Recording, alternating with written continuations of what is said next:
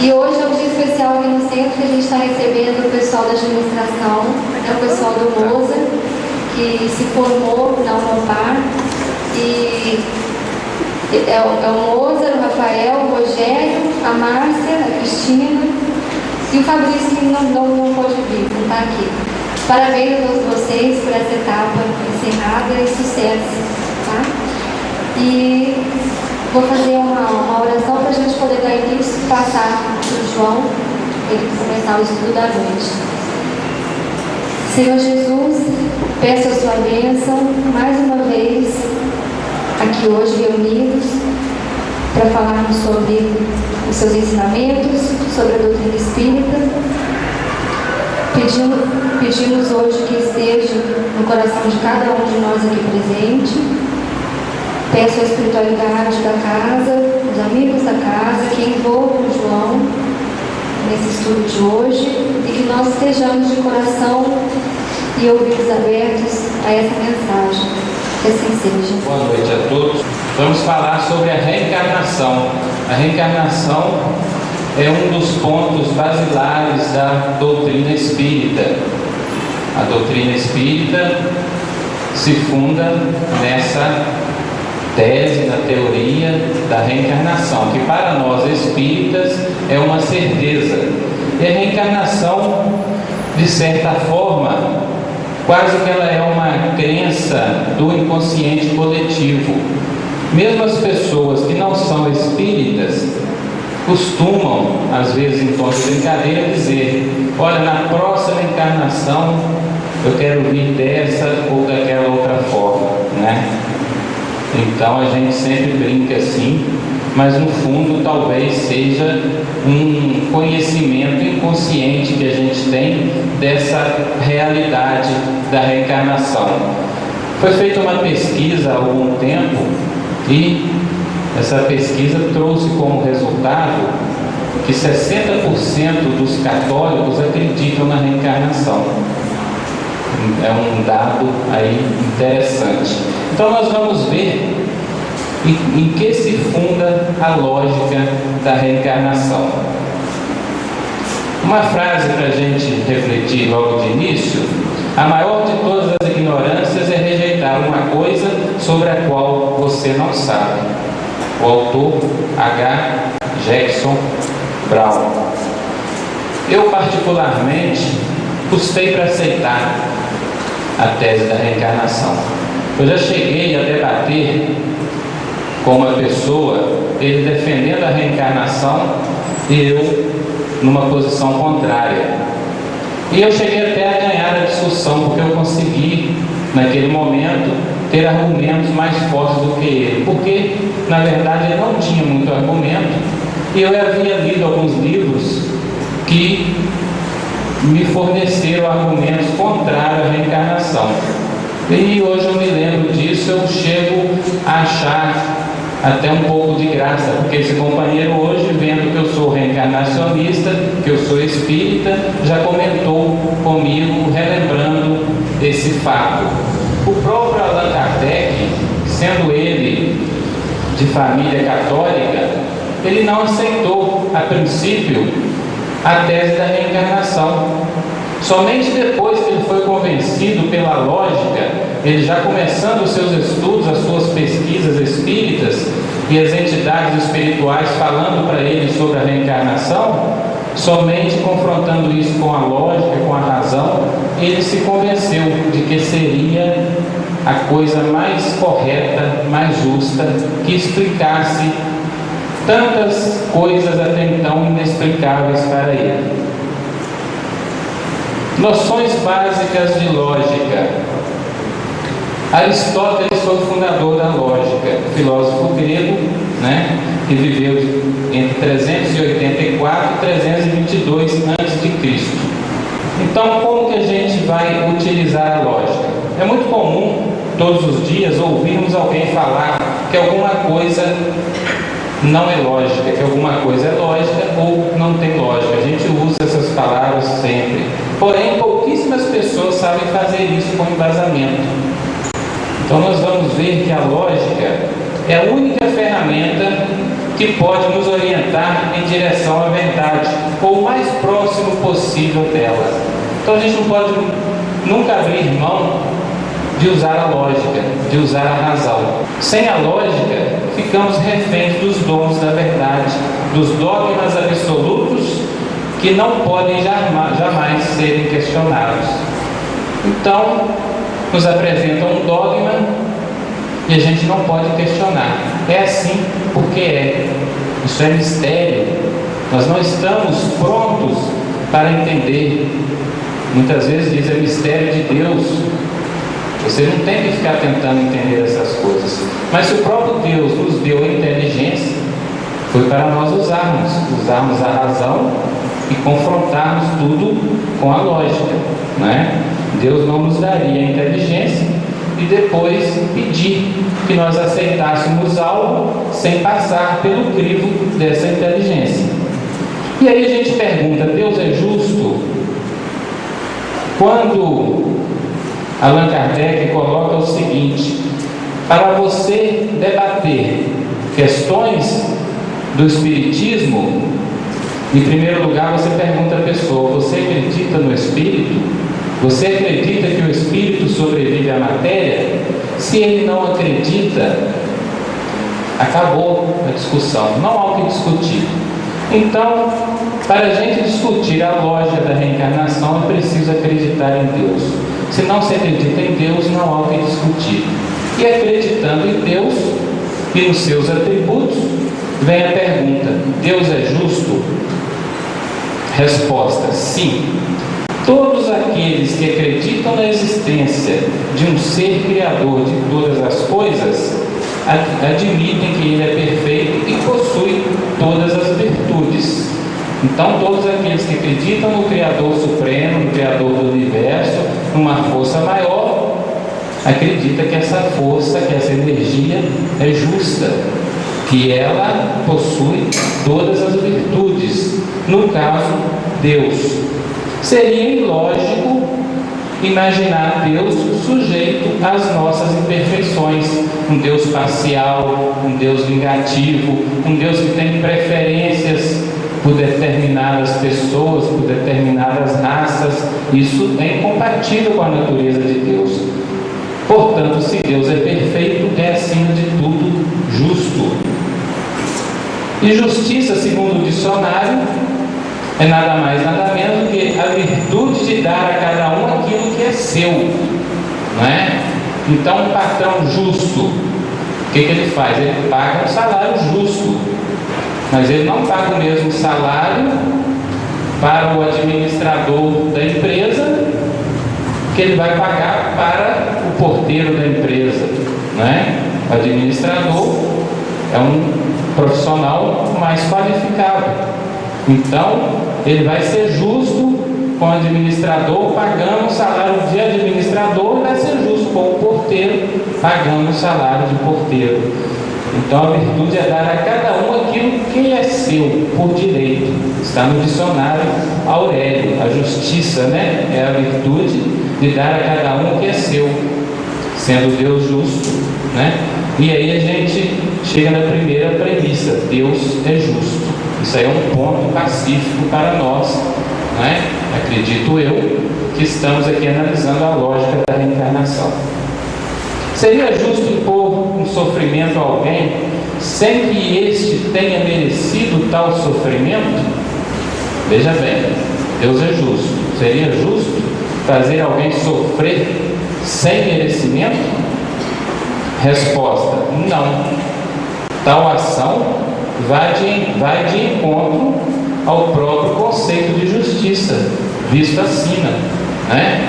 Dar a cada um aquilo que é seu. E a premissa 2: não é justo impor um sofrimento a um inocente.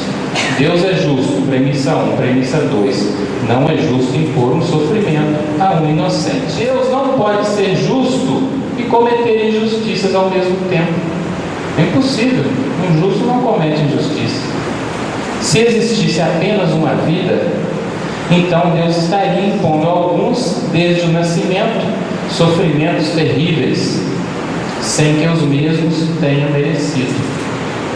Como que a gente vê tanta diferença no mundo?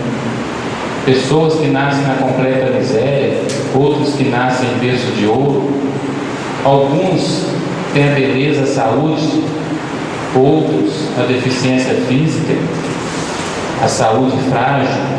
Se Deus fizesse isso, somente uma vida, tantas desigualdades, Ele sim estaria sendo injusto. Por que algumas pessoas já nascem defeituosas ou doentes e outras não? Nós já paramos para pensar isso? Como que a gente poderia explicar?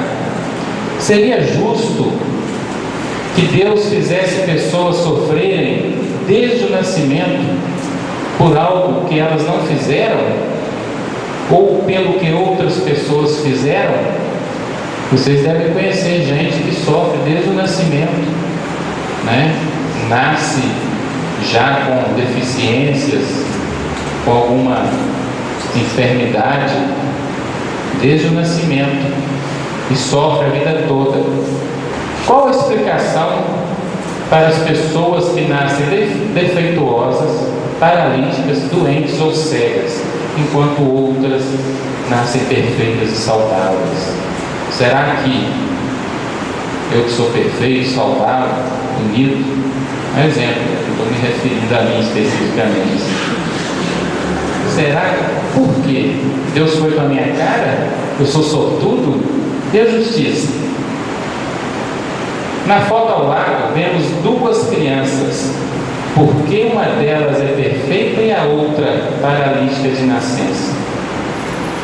Né? A gente pensa assim, puxa vida, como Deus permite um inocente sofrer? Por que uma já nasce com esse sofrimento e a outra não? A outra corre, pula, brinca. Se houvesse apenas uma vida, e se tivéssemos como objetivo atingir a chamada salvação, né? A gente vê essa colocação, nós temos que atingir e buscar a nossa salvação. Nós aqui na doutrina espírita, nós colocamos, nós precisamos buscar a nossa evolução. A evolução é uma busca constante, infinita. A salvação, como é colocada, é uma vida na retidão, uma vida na honestidade, e conquista-se a salvação eterna, ou o castigo eterno. E muitas vezes essa salvação é colocada numa espécie de barganha. Se nós nos arrependermos no último minuto, estaremos salvos. Se recebermos, por exemplo, uma bênção, uma extrema unção, e todos os nossos atos que foram feitos, de bons e de ruins, como que isso vai pesar na balança? Não é? Então, se houvesse apenas uma vida e tivéssemos como objetivo atingir a salvação, por que então alguns nascem com mais condições para atingir esse objetivo do que os outros? Alguns nascem em famílias estruturadas, que lhes dá educação, bons exemplos de moral e os encaminha para o bem. Esse já está com meio caminho andado para a salvação, né? Nasceu numa família equilibrada, uma situação financeira que permitiu ter acesso à saúde, à boa educação, bons livros, computador, internet e exemplos, pais amorosos, pais de boa conduta moral, dando-lhes exemplos. Esse aí está com a faca e o queijo na mão para conseguir a salvação. E aqueles que nascem em famílias desestruturadas, no meio da extrema miséria, sem nenhum tipo de referencial moral, às vezes vítimas já cedo de violência e de todos os tipos de mazelas.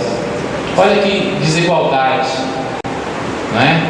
Como que esse coitadinho vai ter que se esforçar muito mais para conseguir a salvação? Que dificuldade ele tem ao pressionar a fome, o estômago doendo com fome, né? A falta de uma assistência médica, A falta de saneamento básico é muita coisa. Não tem exemplo moral, às vezes vive numa área de criminalidade, nasceu ali, ele não conhece outra situação.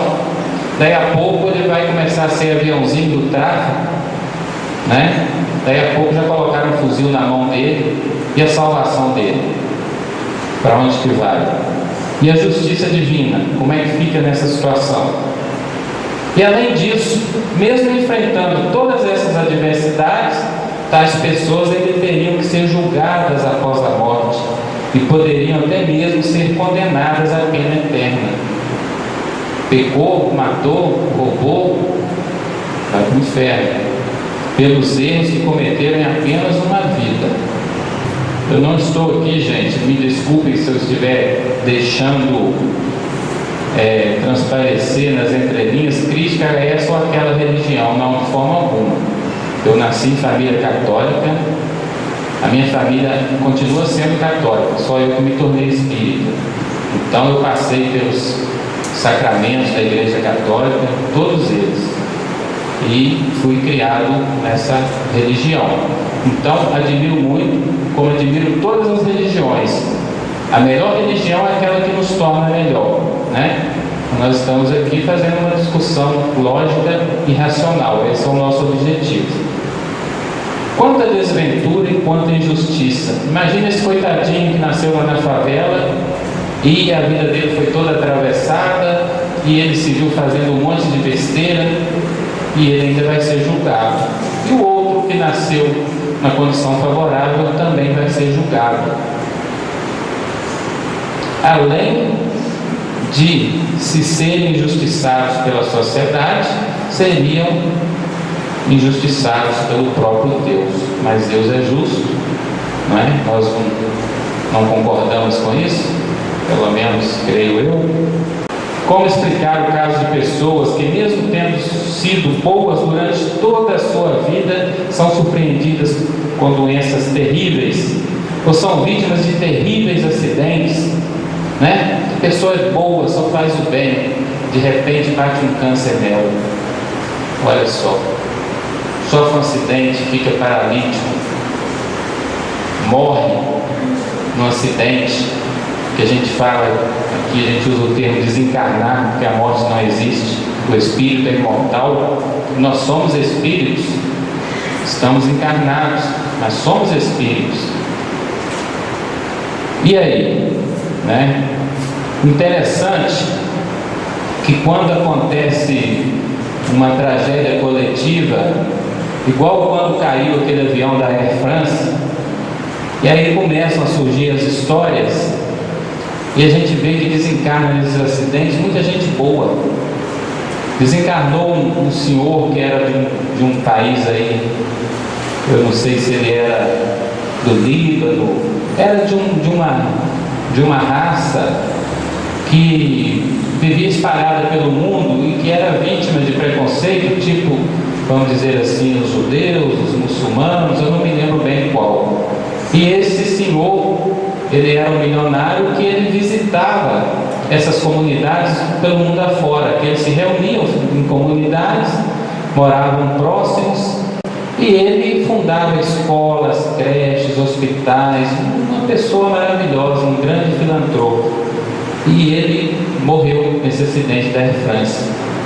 Um outro do Afro-Reg, que tirou não sei quantas crianças da criminalidade, ele também morreu nesse acidente. Aí começa a falar, por que os bons morrem? Aí tem aquele clichê, né? Os bons Deus quer levar para perto deles, né? Que os ruins ficam aqui. E a gente pensa assim, então você é bem ruim, né? Que eu estou querendo morrer. Mas aí a doutrina espírita explica para a gente, através das obras básicas e de algumas psicografias, principalmente de Chico Xavier, através de seu mentor espiritual Emmanuel, que Deus é generoso, é justo e é misericordioso, e Ele cobra daquele que está em condições de pagar. E quando há uma grande tragédia com alguém, aquilo representa para ele um salto evolutivo bastante grande. E quem se compromete a vir para resgatar desta forma é uma pessoa de elevação moral, uma pessoa de grande evolução. Então, uma pessoa de grande evolução que reencarna aqui, ele só vai fazer o bem mesmo. Estava na história dele passar por aquilo. E se foi cobrado dele é porque ele estava em condições de pagar. Por isso que morre tanta gente boa. Por isso que tanta gente boa de uma hora para outra cai doente. E enfrenta a doença com uma hombridade muito grande. Enquanto a gente reclama de uma dorzinha de barriga, a gente vê pessoas que passam, que são arrimo de família, mães que criam filhos e netos e fica doente, a gente não ouve uma reclamação dos lábios dela. Por quê? Ali está um espírito evoluído, preparado para passar por aquilo. E lá no seu inconsciente, lá na sua consciência, sabe que escolheu aquilo, que precisa passar por aquilo. Não precisa ser espírita. Às vezes a pessoa é até semi-analfabeta e enfrenta as dificuldades com uma disposição, com uma hombridade de fazer inveja. Mas aí a justiça divina nos explica, né? A gente precisa procurar compreender, tendo por base a justiça divina. Então outras passam por toda a vida sem conhecer tal infortúnio, sempre na saúde, sempre no bem bom, parece que tirou a sorte grande, né? E aí a gente vai dizer, é azar de uns e sorte dos outros? É por acaso? O acaso existe? Né? O companheiro Roberto falou aqui na segunda-feira passada, ou o acaso existe ou Deus existe, ou um ou outro, os dois não é possível. Se nós fôssemos criados por Deus no momento do nascimento e não existissem vidas anteriores, qual seria o critério que o Criador usaria para escolher quem seria saudável, perfeito e quem seria deficiente, cego, etc.? Será qual o critério que Deus usaria? Será que seria sorteio? Será que é pôr na cumbuca? Né? Ou tem a fila, né? Quando a gente vê falar assim, isso aí é tão feito, entrou na fila 3 vezes. A gente não brinca assim? Será que tem uma fila para isso ou para aquilo? Alguém entrou na fila errada? Não é? A única explicação, então, seria sorte ou azar? Não haveria uma explicação mais coerente? Absurdo, né? Absurdo dizer que é tudo sorte ou azar. Não é por aí. Imaginemos um pai que tenha 2 filhos. A um deles dá carinho, educação, roupa, alimentação, etc. Ao outro não dá carinho nem educação. Pelo contrário, o trata de forma agressiva e impondo todo tipo de sofrimento desde a infância. Imagina um pai fazendo isso.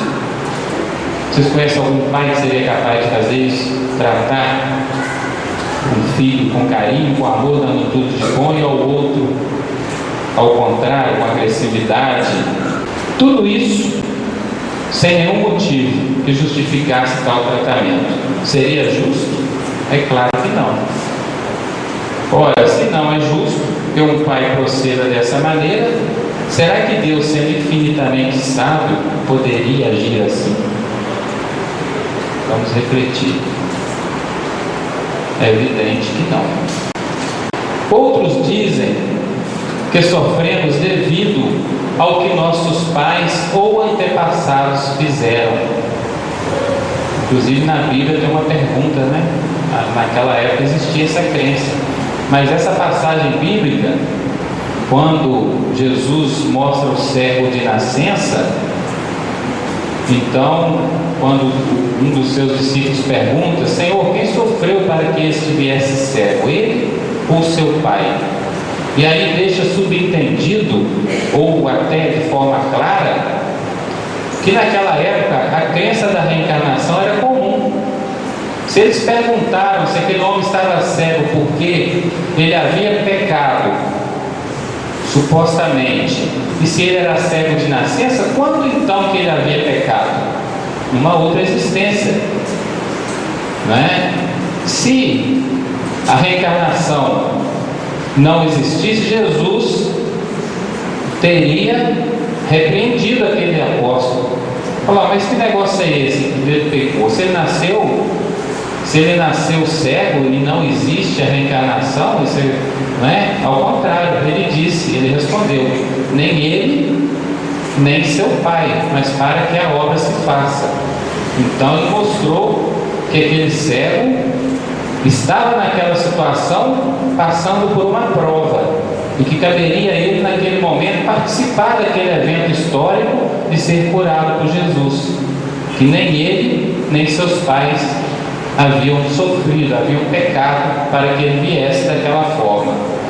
Então alguns dizem que uma geração paga pelo erro da outra, né? Que os filhos pagam pelos erros dos pais, né?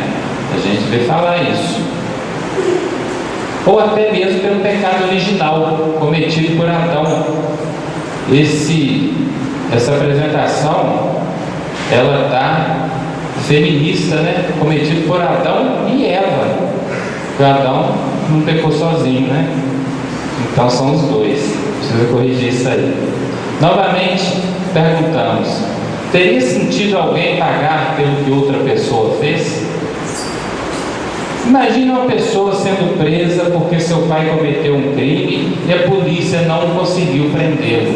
O fulano de tal cometeu um homicídio, fugiu, não achamos ele, vamos pegar o filho dele, vamos pôr o filho dele na cadeia. Então o filho que seria inocente teria que pagar pelo crime do pai. Seria Deus assim tão injusto, né? De forma alguma. Mais uma vez a resposta não. A resposta lógica da reencarnação. A doutrina da reencarnação é a única que oferece uma explicação lógica, um conceito mais justo. Deus jamais impõe sofrimentos a quem quer que seja, e ninguém sofre sem merecer. Então costuma-se dizer que não há sofredor inocente na face da terra, né? Se as causas, o Evangelho segundo o Espiritismo, que é uma das obras da codificação, diz que nós temos as causas atuais do sofrimento e as causas pretéritas, que a gente deve buscar no nosso sofrimento as causas nessa vida, a resposta para os nossos sofrimentos.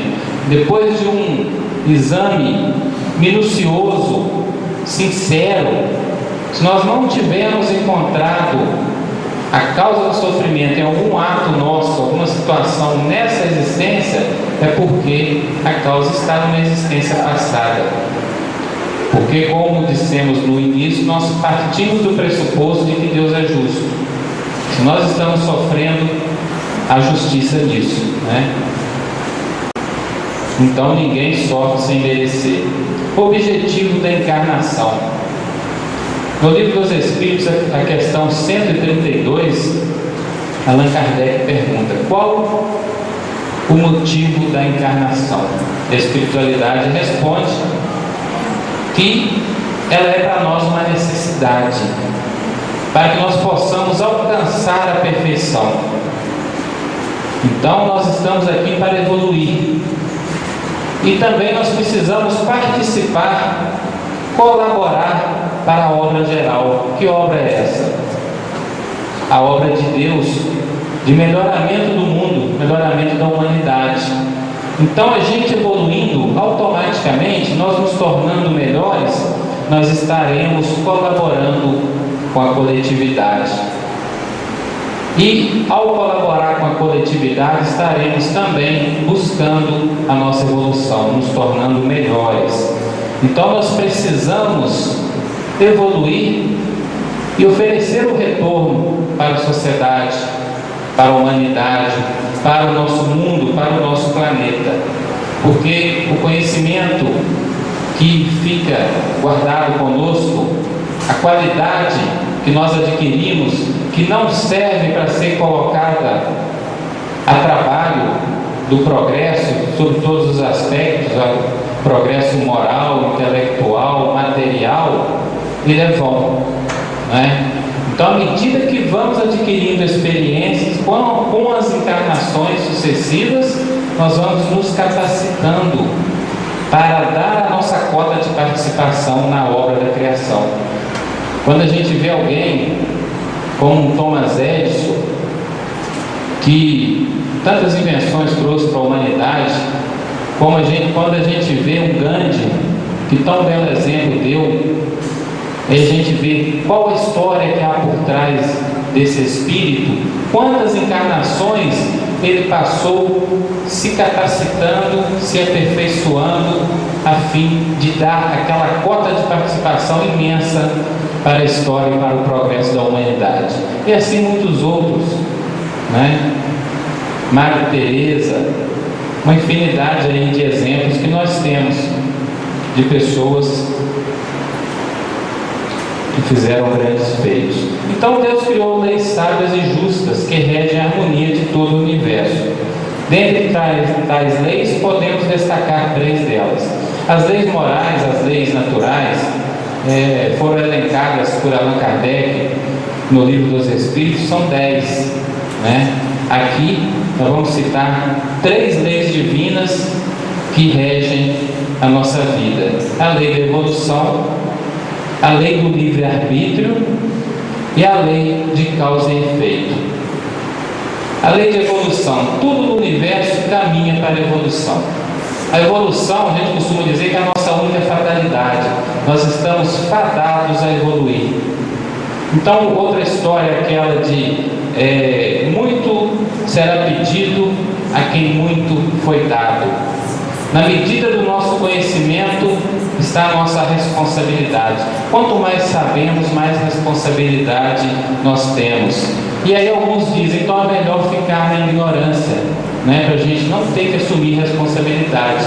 Ledo engano, porque evolução é uma fatalidade. Todos nós vamos evoluir.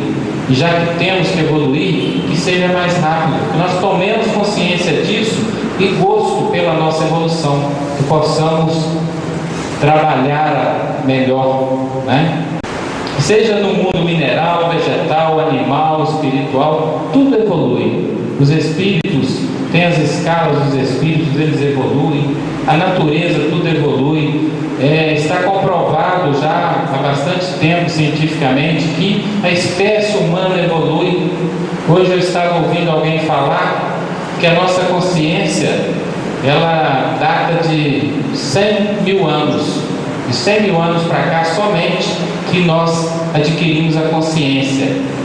Que se nós fôssemos fazer uma comparação do planeta Terra, se ele tivesse um dia de existência, a nossa consciência teria somente 10 minutos em cima do planeta Terra. Então a gente vê como a gente foi evoluindo, né? Darwin já mostrou para a gente que nós viemos do macaco, né? Cientificamente comprovado. E antes disso, a própria doutrina espírita, antes de Darwin, através do Livro dos Espíritos, 2 ou 3 anos antes, mostrou essa nossa evolução, passando pelos reinos mineral, vegetal, animal, até chegar no reino hominal, o formato humano, o formato de homem. E aí a ciência veio 3 anos depois confirmar isso através de Darwin. Então tudo evolui. A evolução é uma lei da natureza, uma lei inexorável, né? Vamos em frente. Então a maior razão de estarmos aqui neste planeta é trabalharmos em prol da evolução de nosso espírito. E como foi falado, que está na questão 132, quanto mais evoluído nós formos, mais úteis seremos para o mundo, para o universo. Algo inseparável. E aí, a segunda lei, nós temos a lei do livre-arbítrio. O que é isso? Deus cria espíritos simples e ignorantes e dá a todos as mesmas condições iniciais para que atinjam sua evolução. Todos nós fomos criados simples e ignorantes, primitivos, né? Muito próximo da animalidade, usando o instinto muito mais do que a inteligência, somente depois que a inteligência foi se desenvolvendo. E todos nós tivemos o mesmo ponto de partida. Agora, a velocidade da nossa evolução depende de cada um. Por quê? Porque nós temos a escolha, o livre-arbítrio. Nós podemos escolher qual caminho seguir. Cada um tem seu próprio livre-arbítrio, ou seja, o poder de escolher quais os caminhos a seguir. Nem Deus interfere nesse direito. Deus nos dá o direito até de negá-lo, até de nos revoltarmos contra ele, né? Nós temos esse direito, é soberano o nosso livre-arbítrio. Então, por meio de escolhas infelizes, nós podemos atrasar o nosso progresso. Outros vão mais rápido, porque aproveitaram melhor o seu tempo e erraram menos. Lei de causa e efeito. Ao fazermos nossas escolhas na vida, nós recebemos os resultados positivos ou negativos das mesmas. A gente tem o direito de escolher, mas somos responsáveis pelas nossas escolhas, né? A semeadura é livre, mas a colheita é obrigatória. Então, o que a gente plantar, a gente vai colher. É a lei de causa e efeito. Deus não precisa ficar a cada erro nosso nos punindo, ou a cada acerto nos premiando, né? Deus não fica bisbilhotando a vida de cada um de nós, dizendo assim: ó, a Juliana errou, dá punição tal para ela, né?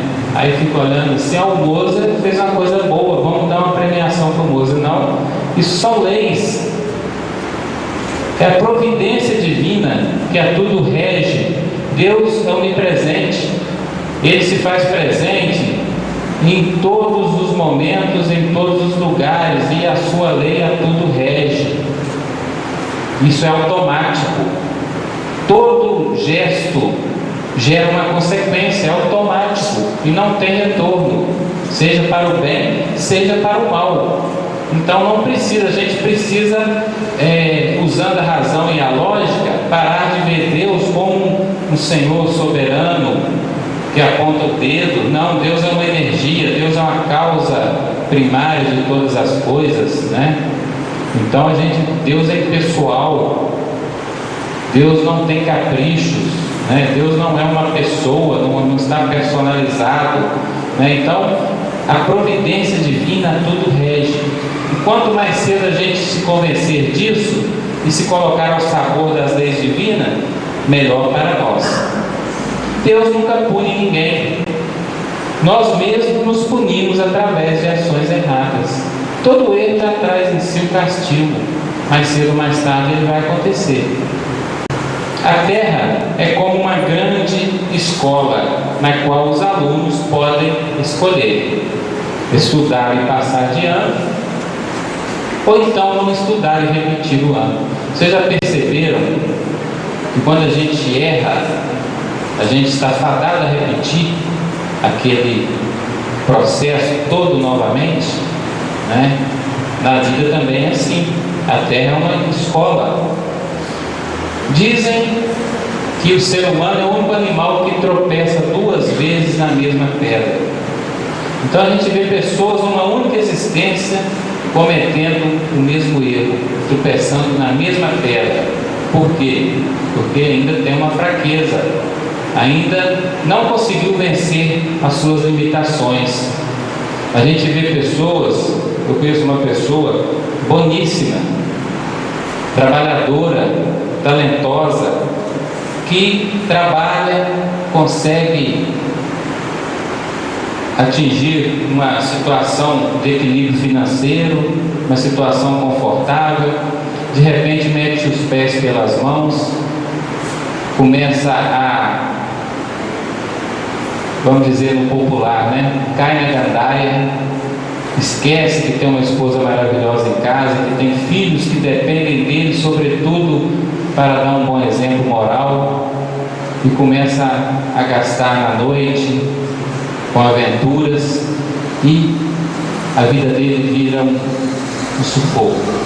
Quebra, fica devendo, separa, vai ao fundo do poço. Depois, com muito custo, reergue, conquista o respeito da família, o perdão da esposa, começa a trabalhar novamente, adquire aquela posição confortável e faz tudo de novo. Como que o ser humano é danado, né? É o único animal, se qualquer animal, você tropeçou numa pedra uma vez só, ele sabe que ali tem uma pedra e não tropeça mais, porque ele age por instinto. O instinto é um guia seguro, e a inteligência está sujeita a errar, porque quem tem inteligência já adquiriu a liberdade de agir, e levado por vícios, por egoísmo, por ele às vezes escolhe errado, e aí vem a consequência. Então na vida é assim, muitas pessoas reencarnam para vencer determinada situação e caem no mesmo erro novamente. Cada vida nossa é como se fosse um ano letivo. Então a gente precisa se perguntar: onde que eu estou sendo mais testado? O que é mais difícil para mim? Quais os desafios que se apresentam para mim corriqueiramente, que parecem me perseguir? É exatamente ali que está o nosso calcanhar de Aquiles, onde a gente precisa evoluir mais. Até que um dia o aluno atinge tal nível evolutivo em que poderá deixar a escola, indo para escolas mais evoluídas, né? Um outro princípio do Espiritismo é a pluralidade dos mundos habitados. Nós estávamos ali embaixo falando sobre isso, estudando a introdução do livro dos Médiuns. Existe no universo, o universo é infinito, e Deus não construiu esse universo para o deleite das nossas vistas. Ele não enfeitou o nosso céu de estrelas somente para nos agradar, né? Deus não cria nada inútil. Então, há vários mundos habitados, e quando o espírito já atingiu um nível evolutivo que o permite ir para mundos mais evoluídos, ele deixará a Terra e irá viver nesse mundo. Então assim se explica de forma bastante coerente a situação de pessoas que já iniciam a vida sob condições difíceis. É uma consequência do passado. Na verdade, elas estão colhendo os frutos de ações erradas cometidas em outras vidas. Esses frutos aí estão até bonitos, né? Porém, Deus, em sua infinita misericórdia, ao invés de condená-los ao fogo eterno do inferno, lhes dá sempre uma nova chance. Então, cada existência é uma nova chance que a gente tem. Vivenciamos agora o resultado de tudo aquilo que fomos em vidas passadas. Nós somos herdeiros do nosso passado. Nosso passado é a bagagem que a gente traz, né? Está tudo inscrito na nossa consciência. E a vantagem é que tudo que a gente conquistar em termos de virtude, nós vamos levar para nós na próxima encarnação. Não fica perdido. E dessa forma também se explica a questão do gênio. A gente vê, por exemplo, o seu xará, né? O Mozart, o grande músico, que quando criança ele já compunha óperas maravilhosas para orquestras inteiras tocar. Era um gênio. Deus o premiou com isso? Não. Ele adquiriu isso de vidas passadas. Blaise Pascal, quando criança, ele já criava funções e teoremas difíceis até de doutores da matemática entenderem, né? É toda a bagagem que o Espírito traz. São as tendências inatas que nós trazemos, as habilidades adquiridas. Então, tudo que a gente adquirir não ficará perdido. Nós vamos começar na próxima encarnação partindo de onde paramos. E sem falar que nós passamos um tempo no mundo espiritual nos preparando também, aprendendo e nos preparando para a próxima jornada aqui na Terra. Então a gente traz as nossas conquistas aqui do mundo físico, as lições aprendidas enquanto estamos no mundo espiritual, e aquilo vai tudo inscrito na nossa consciência, e nós renascemos com aquela bagagem na situação necessária, no ambiente propício para que nós possamos evoluir, né? Então todos nós estamos no lugar adequado que precisamos estar, e precisamos fazer o melhor onde nós estivermos. Aliás, nossa vida atual é a chance que temos para apagarmos qualquer mal que tenhamos feito e reparar os mesmos. Então é uma nova oportunidade que nos vem.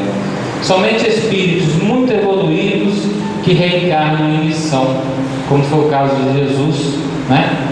Ele não precisava vir à Terra, ele veio porque quis. Ele solicitou, veio, né, pela humanidade, utilizando o seu livre-arbítrio, vem até este plano, e aqui podem vir a sofrer. porém por sua própria escolha. Não sofre porque precisa, porque tem que espiar, porque tem que provar, não.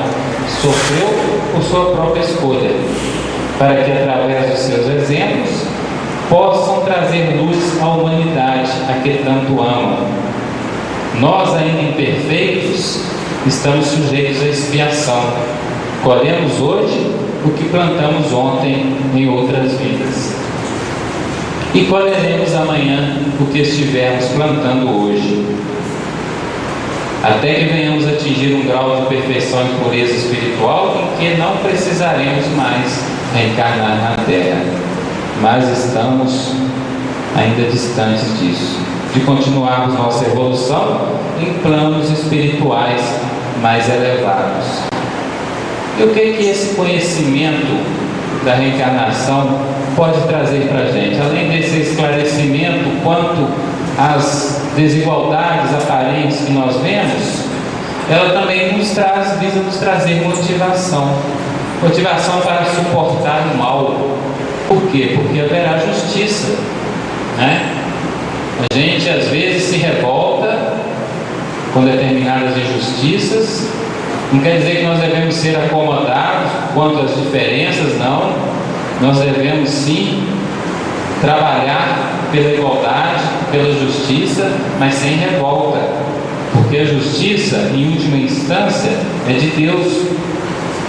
Nós não precisamos assistir de camarote o mal ser punido. Nós não temos esse direito. E quando alguém nos ofender, nos magoar, nos maltratar, nós devemos perdoar e nos desligar, porque aquela pessoa plantou uma semente e vai colher um fruto.